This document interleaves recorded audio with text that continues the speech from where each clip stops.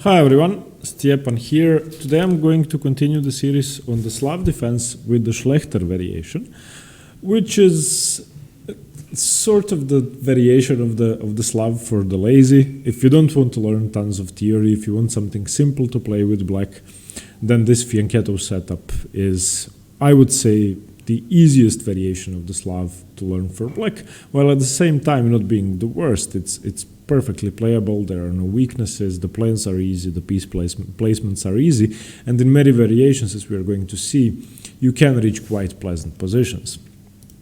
So how do we get to this position? After d4, d5, so the queen's pawn and the classical response, white goes for the queen's gambit, black responds with c6, defending, not going for the queen's gambit decline, but playing the Slav defense. Knight f3, knight f6, knight c3. We come to a crossroads in the position at which black can play a ton of different moves. e6 is the main move going into the semi-Slav, dc4, a6 are two main Slav moves, and g6 is the Schlechter variation, which we are going to be looking at today. Now, what's the idea behind g6? g6 simply prepares to fianchetto the bishop from f8 to g7. That's basically it. Now, with that comes an idea that black may not be obliged to play the move e6, which seems like a good thing, but it doesn't really bring that much to black's position, and black is going to be playing it in most of the cases anyway.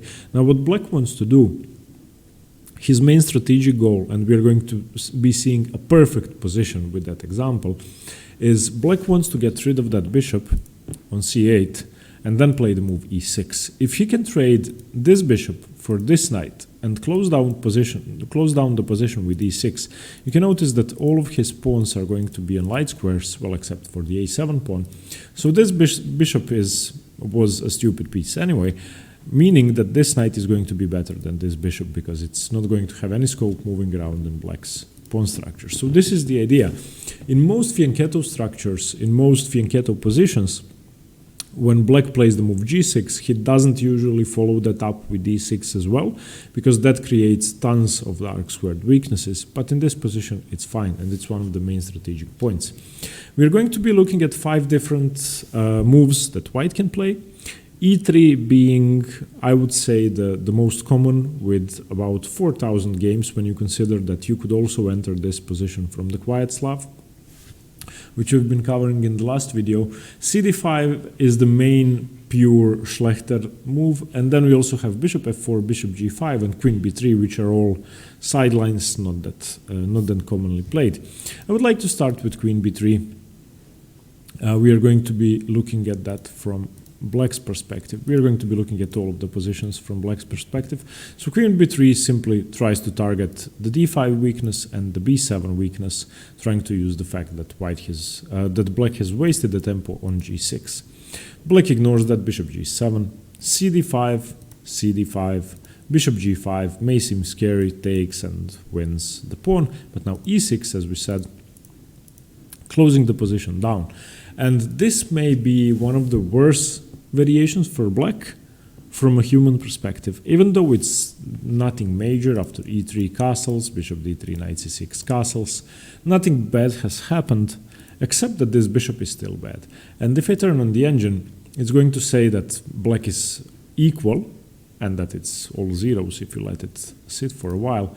But I'm not a big fan of this position, because now I have to figure out what to do with my bishop.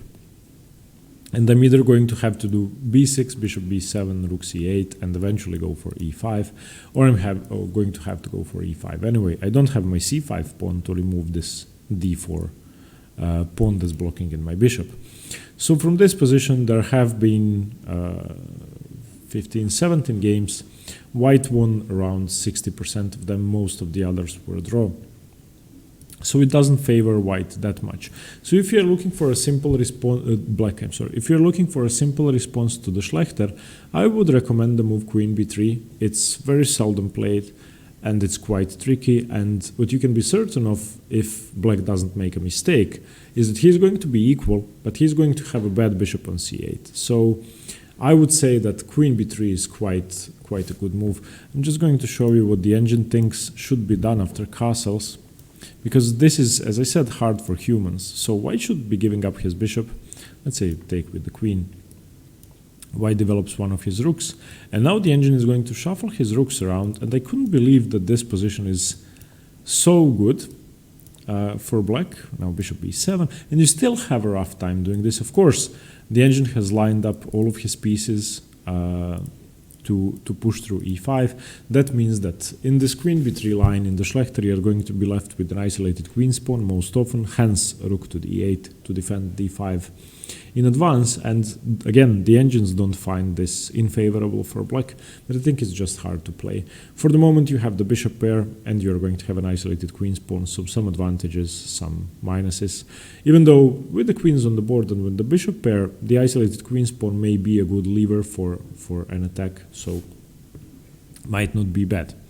Okay, but having said that, I think queen b3 is the most annoying move to face. Bishop g5 is the second move I want to look at. That's really not tricky. Just bishop g7, e3, castles, bishop d3, bishop e6, because the bishop has taken up the g5 square. So very often in the Caro-Kann, if you've looked at the videos on the Panov, when there's this structure with d4, c4, and your d5 pawn is threatened, and the bishop goes to g5, you can often play the move bishop e6 using the fact that the f3 knight cannot jump into g5, simply to reinforce d5.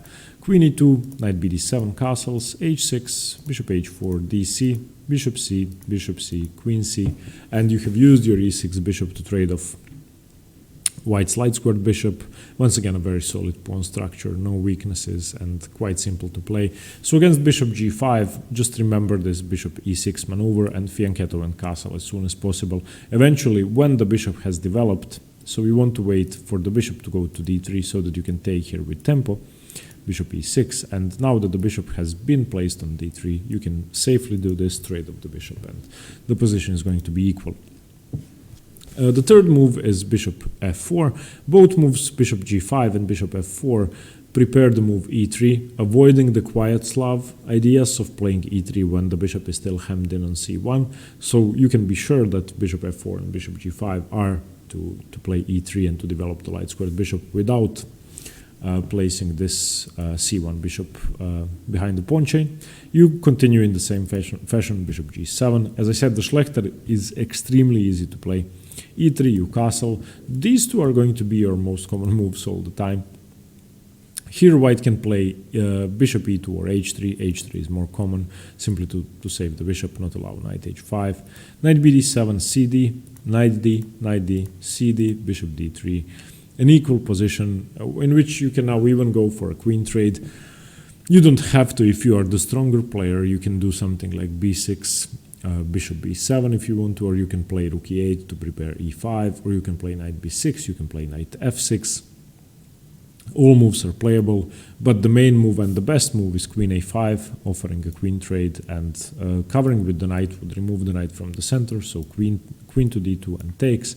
King takes is the main line, and this should be the definition of equal. Both sides have the bishop pair, both sides have their king side knight, pawn structure, symmetrical. The c-file, the open c-file is going to be shared, and no problems for either side. I would like to have white because he's quicker to occupy the c-file, but that shouldn't be enough, and it shouldn't be any sort of significant advantage. Okay, now we are going to be looking at cd.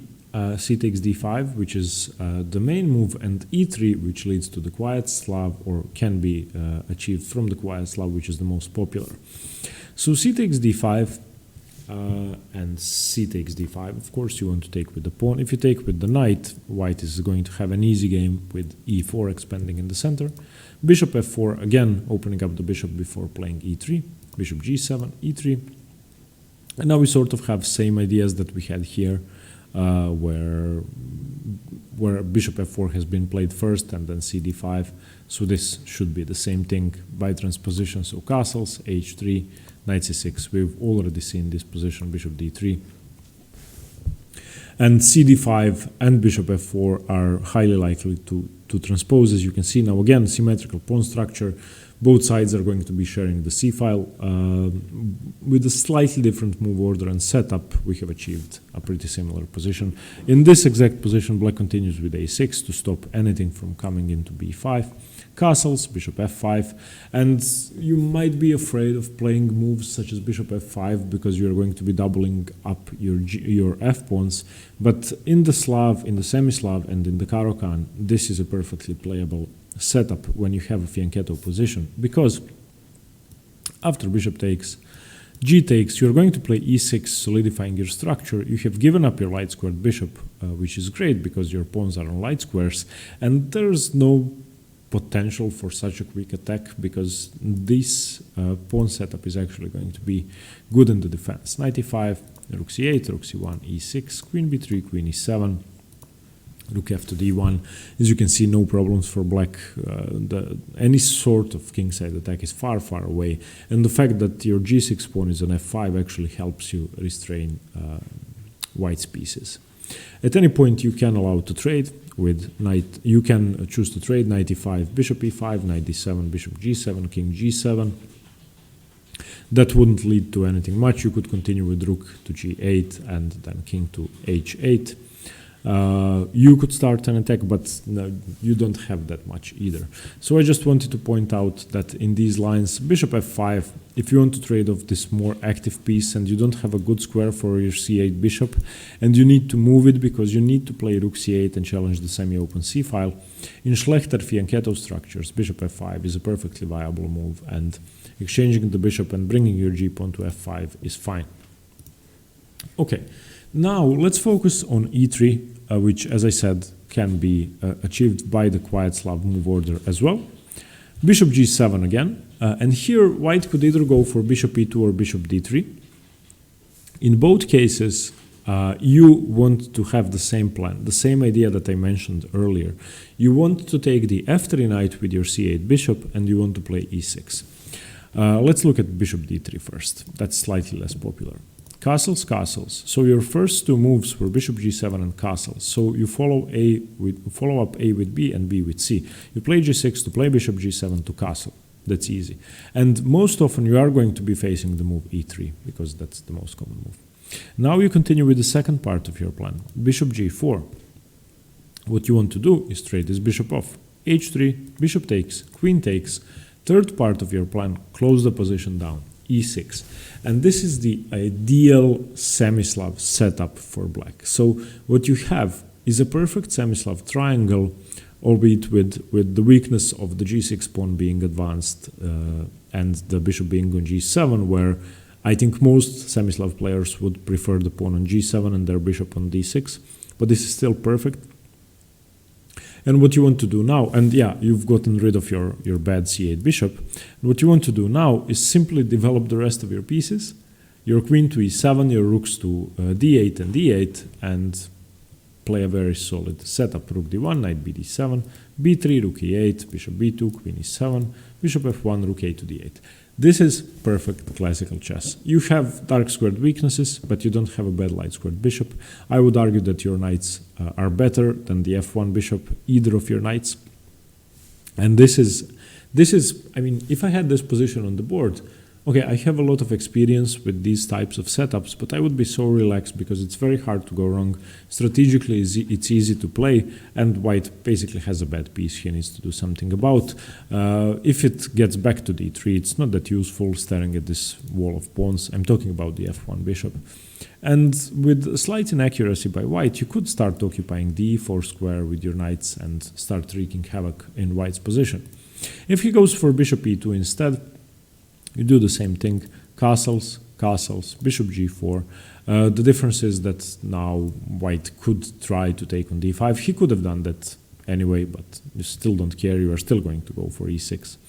So cd5, cd5, queen b3 targeting your pawns. Now what you want to do is keep defending both, so b6. h3, you again take, bishop f3, bishop f3, e6, once again completed the semi-Slav, in this case semi-triangle, but it doesn't really matter. Bishop d2, knight c6, queen to a4 attacking your knight, knight a5 and b3. stopping the knight from coming into c4. After queen to a4, rook c8 would of course be a mistake, because then your a7 pawn would be under pressure and moving the knight would lose the pawn. So after queen a4, knight a5 is more precise, because yeah, of course the white knight from c3 could have come to b5 in that case. So once again, you are playing for the same idea, keeping the f3 bishop in white's position slightly worse than your knights. You are playing for e4, you are playing for the c-file pressure, and no problems in this position. So let's repeat this. So after g6, after the Schlechter, your next two moves are going to be bishop g7 and castle. So e3, bishop g7, bishop e2, castles. Your next maneuver is going to be bishop g4. What you want to do is give up this bishop for this knight and close the position down with e6. White could choose to take on d5 or not. Either way, you are doing the same thing. Just be careful if he exchanges and plays queen b3. Make sure you play b6 to defend your pawn and, well, don't lose anything. So the Schlechter Slav, to sum this up, is a very easy variation of the Slav to play for black.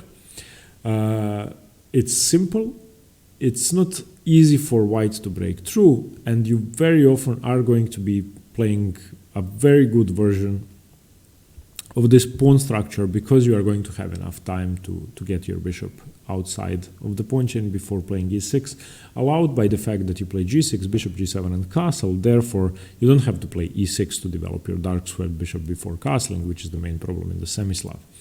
But that's a discussion for a different time.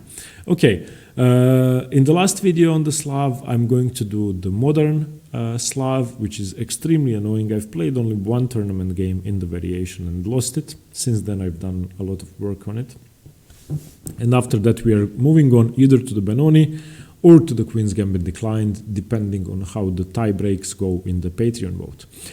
Thank you very much for watching. Let me know what you think about the video, and stay tuned for more chess. Bye bye.